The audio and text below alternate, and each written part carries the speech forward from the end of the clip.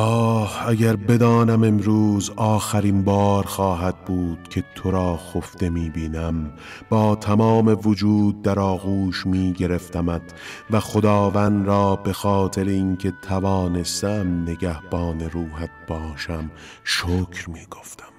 اگر بدانم امروز آخرین بار خواهد بود که تو را در حال خروج از خانه می‌بینم، به آغوش می‌کشیدمت، میبوسیدمت، فقط برای آنکه اندکی بیشتر بمانی صدایت میزدم.